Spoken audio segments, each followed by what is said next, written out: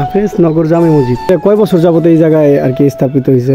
এটা ইঞ্জিনিয়ার আসলো এখানে, ওনারা এখানকার ইট নিয়ে আর কি করছে, টেস্ট করছে। জি, ওনারা বলছে যেটার বয়স 400 বছর। 400 বছর। তো হেই হ্যালো হোয়াটসঅ্যাপ গাইস, আসসালামু আলাইকুম। আশা করি সবাই ভালো আছেন।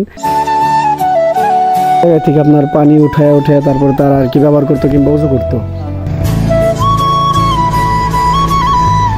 জমিদারের বাড়ি ছিল, বাড়ি ঘর ছিল, জায়গা জমিন ছিল। এই যে আপনার বিশাল বড়।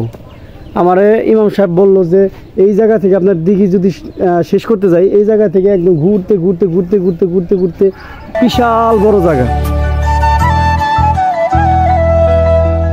তো হেই হ্যালো হোয়াটসঅ্যাপ গাইস, আসসালামু আলাইকুম। আশা করি সবাই ভালো আছেন। তো আমার নতুন ব্লগে আবারও আপনাদের স্বাগতম জানাই। তো গাইস, আজকে আমরা চলে আসলাম 400 বছর আগের মসজিদ দেখতে। মাচাইন কাককল নামে মুন্সি জমিদার বাড়ি আর তাদের বংশধর দেখতে।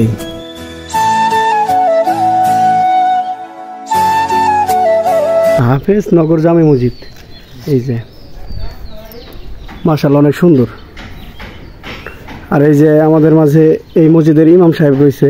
তো এই মসজিদ আর কি মূলত কিভাবে তৈরি হয়েছে একটু যদি বিস্তারিত বলতেন। জমিদার আমলের অনেক আগের, ওনার বয়স প্রায় 400 বছর হয়ে গেছে। জি, এটা নিজেরাই মিস্ত্রি দিয়ে গাঁথা আর কি, হাতে গাঁথা। আচ্ছা, এখানে গাঁথনি ছিল চুন সুরকি। এই মোটামুটি বছরখানিক আবার রিওয়ারিং করা হয়েছে। এখন ওই সিমেন্ট বালু দিয়ে কাজ করা হয়েছে। আচ্ছা, তো আরো কোনো কিছু আছে মানে এটা কয় বছর যাবত এই জায়গায় আর কি স্থাপিত হয়েছে? এটা ইঞ্জিনিয়ার আসলো এখানে, ওনারা এখানকার ইট নিয়ে আর কি করছে, টেস্ট করছে। জি, ওনারা বলছে যেটার বয়স 400 বছর। 400 বছর। আচ্ছা, আর কিভাবে তৈরি হয়েছে মানে কে আইসা তৈরি করছে এরকম কোনো? এটা ছিল এটা জমিদার প্রথা হিসাবে, এই এরাই জমিদার ছিল। জি, জমিদারের। আচ্ছা, জমিদার প্রথা হিসাবে এখানে তো আপনারই ছিল, গেট ছিল। আচ্ছা, এখানে ভিতরে বাড়ি ছিল, ওগুলো তো বিল্ডিং ভেঙে চলে গেছে অনেক বছর আগের কথা। তো আল্লাহর রহমতে মসজিদটা আছে আর কি। আচ্ছা, ঠিক আছে। জমিদারের নাম কি ছিল? জমিদারের বংশে আর আছে এখন, আমি ওনাদের নাম বলতে পারবো না। তো এখন যারা আছে আলী আহমেদ জিয়া, বা ওনার বাবা ছিল, হ্যাঁ। আর এখন বর্তমান আছে আলী আহমেদ জিয়া আর ওনার বেগা ভাই আছে একজন মিকির সাহেব। আচ্ছা, ওনার বাড়ি কোন জায়গায় আছে? এই জায়গায় এখান থেকে একটু ভিতরে চলা, একটু ভিতরে গেলে পাবো। হ্যাঁ হ্যাঁ, ওখানে মানে ওনারাই এই বংশধর। এটা আচ্ছা, মানে জমিদার কেমন ছিল? ভালো ছিল না? হ্যাঁ, আমাদের যতটুকু জানি আর কি ভালো ছিল। আচ্ছা, জমিদার ভালো ছিল দেখে আর কি এই মসজিদটা তৈরি করছে। একটা প্রতিষ্ঠান করেছে, অনেক টাকা এই যে কাজ করছে না, কারো সহযোগিতা নেই না, সহযোগিতা নেই না, নিজেদের পরিবারের ভিতর থেকেই প্রায় কোটি টাকার উপরে খরচ। আচ্ছা, আর ভেতরে কি আপনার জায়গা আছে নাকি আরো? তার মানে ভিতরে জায়গা পুরো প্রজেক্টই তাদেরই। আচ্ছা, এই যে বাড়িটা না, জি, এই বাড়িটা অন্যদের, এই যে বাসা। আর এই যে আপনার এখান থেকে শুরু হয়েছে দিঘি, একবার ওই চতুর্দিক ঘুরে আইসা আবার ফের এই যেখানে এসে শেষ হয়েছে। আচ্ছা, এই দিঘিতে আর কি কিছু একটা শুনছিলাম আর কি, কোনো কাহিনী আছে? হ্যাঁ, আমরাও শুনছি। কি কিরকম কাহিনী? ভিতরে একটা তালাব আছে, এখন আছে। জি, ওই তালাবের ওই একটা বিল্ডিং ছিল আর কি। জি জি, ওই বিল্ডিং এর ওখানে একটা কুয়া ছিল। হ্যাঁ হ্যাঁ, এর গল্প শুনছি আর কি। তো জমিদার ওখানে গোসল টোসল করতো আর কি, ওই পর্দা পশিদা ভাবে। মানে ওনাদের যে পরিবার মহিলারা ছিল, ওনাদের আর কেউ দেখতে পারতো না বাড়ির লোক। আচ্ছা, ওই ওখানে গোসল টোসল করতো, গেট মেট্রি করা ছিল, পাকা ছিল, এখন তো ভেঙে চলে গেছে, নষ্ট হয়ে গেছে। আচ্ছা, আমি এরকম শুনছি আপনারা জমিদার কি বিবাহ করছে, তারপরে আবার তাদের আর কি মারার পরে ওই কুয়ার মধ্যে আর কি ফালাই দিচ্ছে, এরকম শুনছি। এটা কি সত্য না?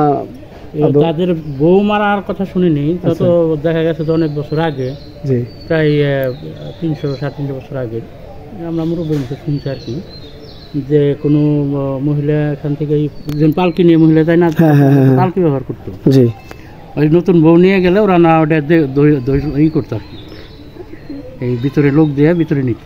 হ্যাঁ, নিয়ে সেটা মারতো না কি করতো এটা বলতে পারবো না। আচ্ছা, নিত কেন এটা জানা নাই, জিজ্ঞাসাবাদ করতো। আচ্ছা, তারপর ছেড়ে দিত এরকম? ছাড়তো না, মারতো ওটা বলতো। আচ্ছা, ঠিক আছে। তো আমরা শুনতেই পারলাম অনেক কাহিনী। তো এর ভিতরে কাহিনী আপনার আরো জানা যারা বয়স্ক লোক আছে, বয়স্ক আমি তো জানি না, সেখানে বয়স্ক লোক যারা আসলে বারো কোথায় বলতে পারবে। আচ্ছা, ঠিক আছে আর কি।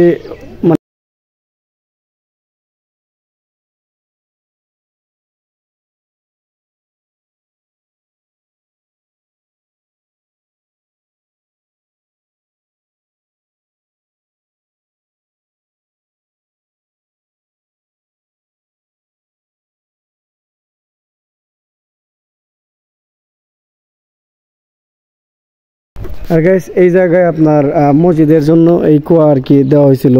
তো এই জায়গা থেকে আপনার পানি উঠায় তারপর তারা আর কি ব্যবহার করতো কিংবা উজু করতো। জি, তো আপনারা যদি চান এই জায়গায় আসতে পারেন, দেখতে পারেন। অনেক সুন্দর মসজিদ, এই যে অনেক সুন্দর। তো আমরা এখন এই জমিদার বাড়ির ভিতরে যাব। তো ওই জায়গায় আর কি কিছু ক্লিপ আপনাদের দেখাবো। তো ওই জায়গায় যে আপনার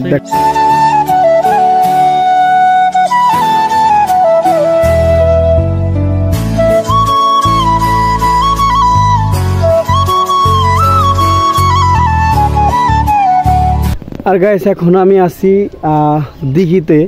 তো এইগুলাই আর কি রাজাগো জায়গা ছিল, মানে রাজাগো বলতে জমিদারের বাড়ি ছিল, বাড়ি ঘর ছিল, জায়গা জমিন ছিল। এই যে আপনার বিশাল বড়। আমারে ইমাম সাহেব বলল যে এই জায়গা থেকে আপনার দিঘি যদি শেষ করতে যাই, এই জায়গা থেকে একদম ঘুরতে ঘুরতে ঘুরতে ঘুরতে ঘুরতে ঘুরতে বিশাল বড় জায়গা, মানে এত বড় জায়গা যা আপনার শেষ করতে একটু অনেক সময় লাগবো, না হইলেও আপনার 20 মিনিট কিংবা 15 মিনিট এরকম লাগবো। তো আমরা চেষ্টা করছি যতটুকু আসার, আমি এত দূর আসছি। তো আর মানে ঘোরার মতন সুযোগ নাই, কারণ এই জায়গায় আপনার বাইক নিয়ে যাওয়া যাবে না, এই জায়গায় রাস্তা ভালো না। এই যে তো ভাবতেছি এই জায়গায় আর বাইকে নাই, গেটি লক। তো আমি গেটি লকও দিতে পারলাম না। আর অনেক সুন্দর, যদি পানি থাকতো আরও সুন্দর লাগতো। এই যে অনেক সুন্দর, অনেক সুন্দর। মানে জমিদারের আর কি নামে শুনলাম বাহিরে একরকম, কিন্তু ইমাম সাহেবের কাছে শুনলাম গল্প আরেক রকম। তো জমিদার অনেক ভালো ছিল, যার জন্য আপনার একটা মসজিদ তৈরি করছে তারা তাদের নিজস্ব টাকা দিয়া। আর এখন দীর্ঘদিন যাবত আপনার মসজিদ লতা পাতায় গাছগাছালিতে একদম ছায়া ছিল, একদম ঢাইকা ছিল। তো ওইগুলো আর কি পরিষ্কার করে এলাকাবাসীরা তারপরে এত সুন্দর করে আবার তো এই করছে সব কিছু পরিষ্কার করার পরে। তো অনেক সুন্দর লাগতেছে। এখন যদি আপনারা আসতে চান তাহলে আপনারা অবশ্যই মাসাইন আইসা পড়েন। মাসাইনি তো এটা না, মাসাইন কাকুল। তো এই জায়গায় এসব দেখতে পারেন, অনেক ভালো লাগবে দেখা। তো আমি চাইছি আর কি আপনার এই দিঘির আর কি পুরা ঘুরে দেখার, কিন্তু সম্ভব না, কারণ অনেক সময় লাগবো আর আমার হাতেও বেশি সময় নাই, যাই আবার বাড়ি পৌঁছাইতে হইব। তো যার জন্যে এখানেই আমার ব্যাক করতে হইতেছে এই পর্যন্তই। তো তারপরেও আপনাদের কিছু দেখানোর চেষ্টা করব। আর গাইস যেই খালটা আর কি দেখতে পারতেছেন, এই খালের মূল উদ্দেশ্য তাগো ছিল আর কি, যে জমিদার ছিল। তো এই মানে তাগো জায়গা আর কি চিহ্নিত করার জন্যে, যে এই জায়গাটার পরে থেকে আর কি মানে ওপার থেকে এই পার, ঠিক আছে, মানে এই পারের জায়গা জমিদারের, যাতে মানুষ সবাই বুঝে। এটা মানে একদম 4 কোণা আর কি ঘিরাও দেওয়া, বহুত সময় লাগবে আর কি আপনার পার হইতে গেলে। একজন মহিলার আর কি জিজ্ঞেস করছিলাম, সে বলল অনেক খবরই, আর তাদের ছেলে এখনও বাচ্চা আছে ওই সাইডে। তো দেখতে যাইতে চাইছিলাম, দেখি যদি পারি তাহলে দেখামু। আর আপনার এই এরিয়া আর কি, এই খালের এরিয়া, আপনার ওনারা হয়তো বা কোনো মাছ টাছ চাষ করতো এই আর কি। আর তো দেখি তাদের ওইখানে যায় দেখানো সম্ভব হয় কিনা। ঠিক আছে, আমরা এখন ওই জায়গায় চলে আসছি। তো লোকের কাছে জিজ্ঞাসা করলাম তাদের সাথে দেখা করা সম্ভব কিনা। তারা বললো যে বাইরে থেকে আর কি দেখা সম্ভব, বাট ভিতরে যাইতে দেয় না কিংবা দেখা দেয় না অতটা।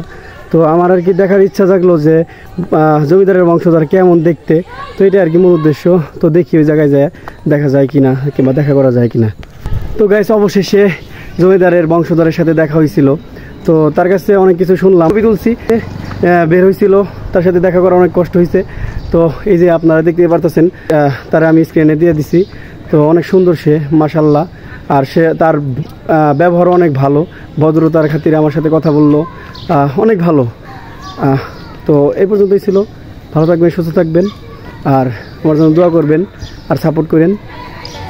আল্লাহ হাফেজ, আসসালামু আলাইকুম।